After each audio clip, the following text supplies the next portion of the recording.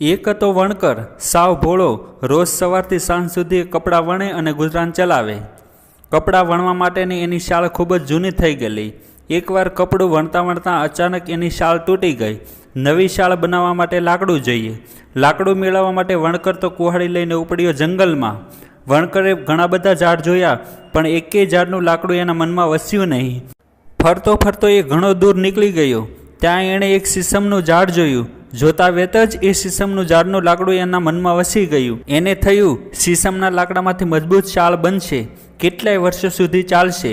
વણકરે કુહાડી મારવાની તૈયારી કરતો જ હતો, ત્યાં જ ઝાડ પરથી અવાજ આવ્યો, થોભી જા. વણકર ચોંક્યો. એણે સામે જોયું તો કોઈ વનદેવતા હતા. વનદેવતાએ કહ્યું, ભાઈ, આ ઝાડ કાપીશ નહીં, આ ઝાડ તો મારું રહેઠાણ છે. વણકરે કહ્યું, હે વનદેવતા, હું ગરીબ વણકર છું, મારી શાળ તૂટી ગઈ છે. જો હું આ ઝાડ ન કાપું તો શાળ બનાવીશ કઈ રીતે? અને શાળ નહીં બનાવું તો કપડાં વણીશ કઈ રીતે? અને કપડાં નહીં વણું તો મારા કુટુંબનું ભરણ પોષણ કેમ કરીશ? કુટુંબ પ્રત્યેનો વણકરનો લગાવ જોઈને વનદેવતા પ્રસન્ન થયા. બોલ્યા, ભાઈ, ઝાડ કાપવાની તારે જરૂર નથી, હું તારા પર પ્રસન્ન થયો છું. તારે જે વરદાન માંગવું હોય તે માંગ. આ સાંભળી વણકર પહેલાં તો રાજી થઈ ગયો, પણ પછી મૂંઝાઈ ગયો. શું માંગવું કંઈ સૂચતું ન હતું. થોડી વાર પછી એ બોલ્યો, અત્યારે હું પાછો જાઉં અને મારા મિત્ર તથા મારી પત્નીને પૂછતો આવું કે શું માંગવું. વનદેવતાએ કહ્યું, સારું, ભલે, તને ગમે તેમ કર. પછી વણકર તો ગયો એના ગામમાં.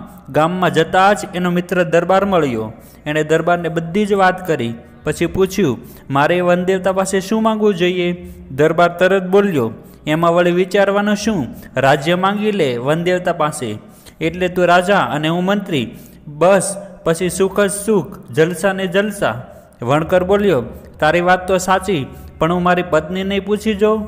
દરબારે કહ્યું, અરે, એમાં વળી સ્ત્રીને શું પૂછવાનું હોય?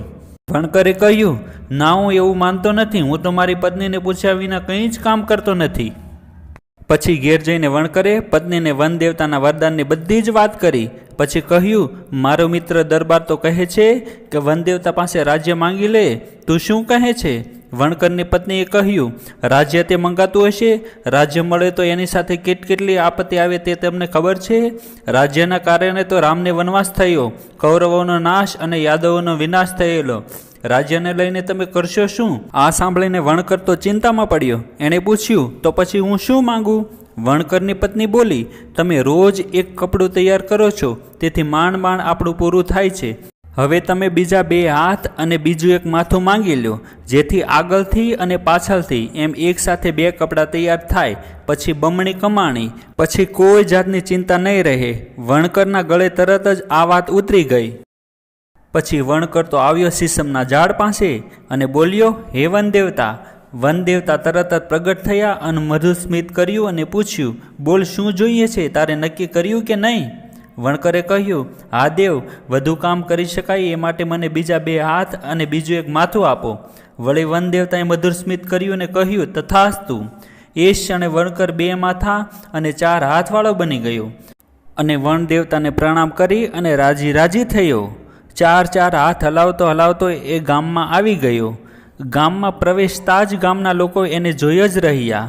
લોકો કહેવા લાગ્યા, ગામનો વણકર કોઈ રાક્ષસ બની ગયો એવું લાગે છે. એને 2 માથા અને 4 હાથ થઈ ગયા છે. એ ક્યાંક બધાને ખાઈ ન જાય, માટે એને જડ નાશ કરો. આવું વિચારીને ગામના લોકો તો એને મારવા લાગ્યા. બધા લોકો લાકડી લઈને એની પર તૂટી પડ્યા. છેવટે વણકરના રામ રમી ગયા. જોયું ને મિત્રો, વણકરે વનદેવ પાસે રાજ્ય અથવા બીજું માંગ્યું હોત તો તે સુખીથી જીવન પસાર કરતો હોત. ક્યારેક માણસની બુદ્ધિ ભ્રષ્ટ થઈ જાય છે.